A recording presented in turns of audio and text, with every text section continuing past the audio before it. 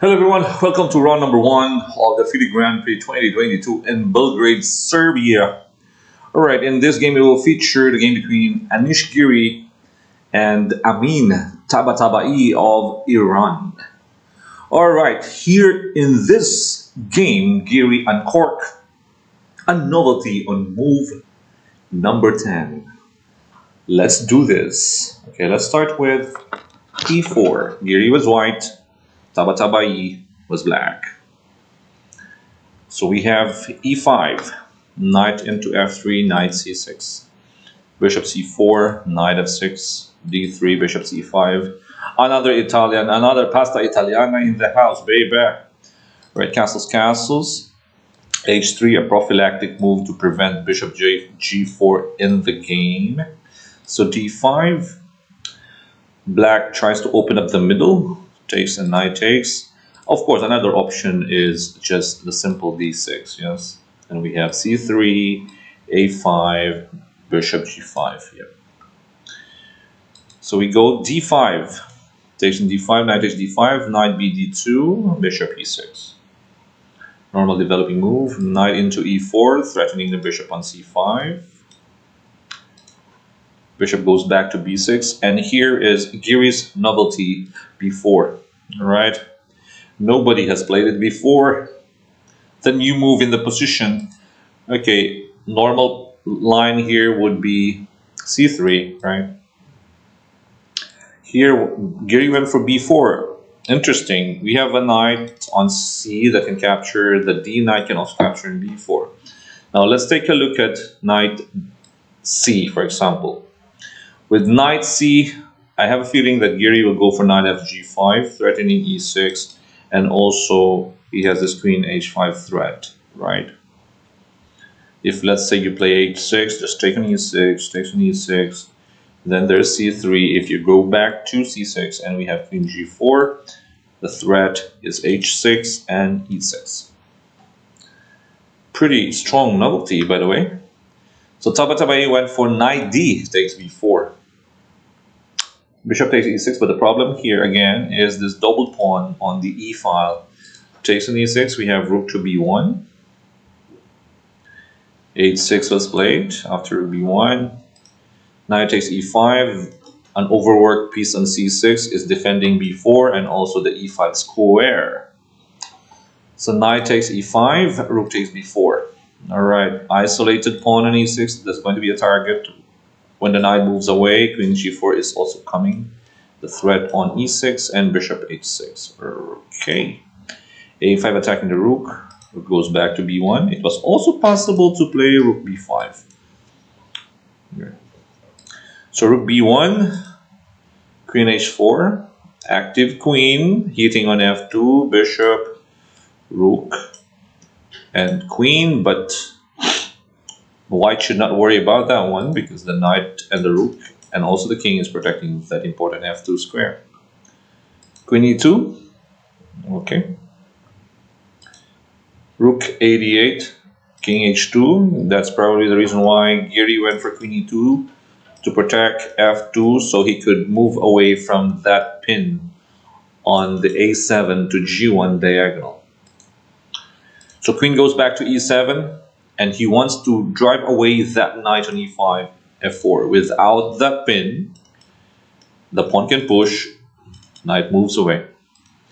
Knight goes back to d7, rook f3. Knight into f6, bishop d2, a normal developing move. Queen into a3, knight c3. Protecting a2, queen attacks e6.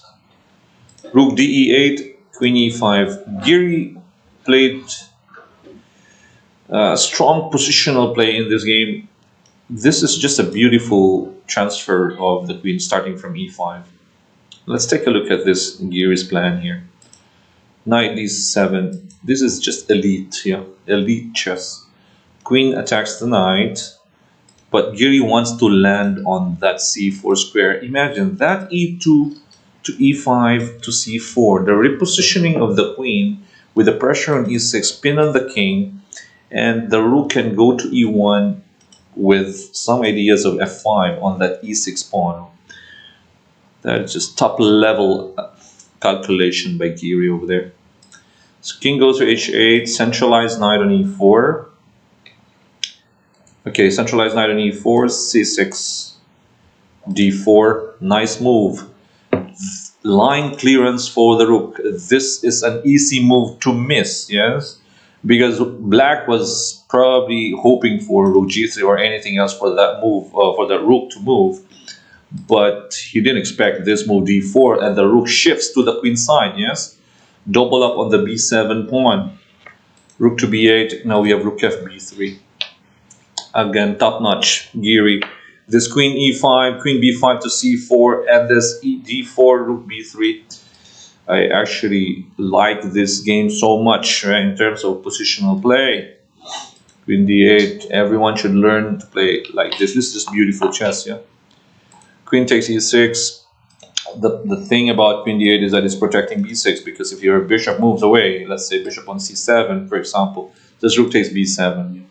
It's just, okay, if let's say takes, rook takes, you want to capture an f4, for example, takes on f4, rook takes f4, this queen takes c6, defends the knight on e4, pins the knight on d7, bye-bye. It's just bye-bye, yeah. So queen d8, anyway, it's an isolated pawn, but a pawn is a pawn. Takes. Okay, after takes on e6, black went for bishop takes d4. He gains back the pawn, but the b7 pawn is also under attack, so rook takes b7, rook takes b7, rook on the 7th rank. Queen on e6, attacking d7. Knight goes to c5, knight takes, bishop takes, rook d7.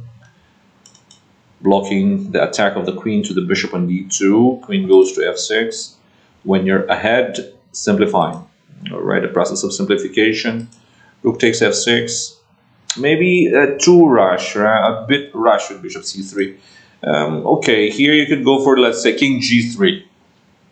Protect the f4 pawn. a5 is hanging. If the bishop, let's say, goes to b4, you go bishop e3. Bishop d4 is also coming. He has to play c5, for example. And then just king f3. You have this majority on the king side.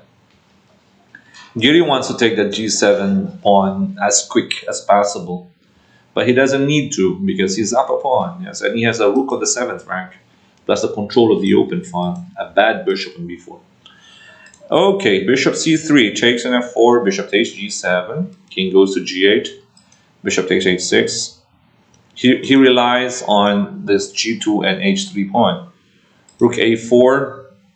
Again, it doesn't matter. Quantity doesn't matter here. It's all about quality, right? It's not about the quantity of pawns. It's the quality of the pawns, right? So after g4, rook takes a2, g5. The quality of the connected pawns. Doesn't matter if he loses these 2 pawns from a2 and c2. His pawn on g5 is, I mean, dangerous now. King g3, bishop into e3. Rook to d8, king h7. Active king, king g4, threatening king h5. Rook d2, tries to exchange the rook. Must keep the rook, of course. Bishop into c5, king h5. Now g6 is going to be mate. Rook d5 force. Rook a8, attacking the pawn on a5. Bishop goes d4, h4. Connected pawns, baby. Bishop c3, bishop f8. Keeps an eye on the d6 square and also the h6 square. And also c5, because the rook can actually attack that c6 pawn. Yep. Bishop d4, rook c8. That was the point. And if you go c5 now, rook c7. If you go king g8, it's the same idea as in the game. Okay, let's try to look at this one. Rook c8. He went for a4. Rook a8. Attacking the more advanced pawn. Here, the rook cannot protect. c5, rook takes a4, rook d8, rook a7 check. Same idea, bishop e7, and then the king moves in, king g6. After c4, rook to the 7th, threatening the bishop. Bishop goes back to h8, bishop f6. It was also possible to just play h5, yes. If you go c3, just h6. Of course, if you play c2, is mate h7. And if you try to check, only then you go bishop f6. Yeah. takes, takes. If you go rook c8, the typical Philidor's position, yeah, where you play rook to g7, king let's say goes to f8. You can also go rook a7, or you can just push the pawn h7 and h8 mate. Yeah. Without this h pawn, for example, without the h pawn, you can go rook h7. If king g7, okay, for example, just to show you, without the pawn on h6, king g8, you push the pawn on f6, f7, rook h8, and rook takes. Yeah. That's the Philidor's position. Yeah. Okay, so after bishop f6, yep. So c3, rook a7, going for the Philidor, takes, takes. After rook c6, rook d7, threatening mate, rook c8. When the rook is on c8, back to the same plan. Rook g7. If opponent goes king f8, you go rook a7, threatening mate, and also skewer the rook on c8. King goes back to g8, we push that pawn. King f8, check, and we take the rook. Okay, this is typical with the bishop pawn, the f pawn or the c pawn. And that's a typical plan. Once the king is on the 6th rank and the pawn on the 6th rank, it's already winning for white. And that was it. That was a very instructive game by Giri in the first round of the FIDE Grand Prix 2022. And with that, he leads his group. And okay, this is a double round robin. There are 4 players in each group. There are 4 groups from Pool A to Pool D. So it's still anybody's game, but it was a good start. And what I like here is I like this queen e5, repositioning the queen e5, b5 to c4. Okay, it started again with a novelty with b4. Preparation, right? Better preparation, good planning, good calculation, and of course the endgame technique. All in one. That's elite chess. Beautiful chess. And if this is a good learning for everyone to watch out. This game, this is a model game for everyone. All right, that's about it. Thank you guys for watching. Thank you for supporting our channel, Charge Smash Chess. We have 2 channels, Charge Smash Chess and Charge Smash Entertainment. And please continue to support. Again, this is Coach Oliver.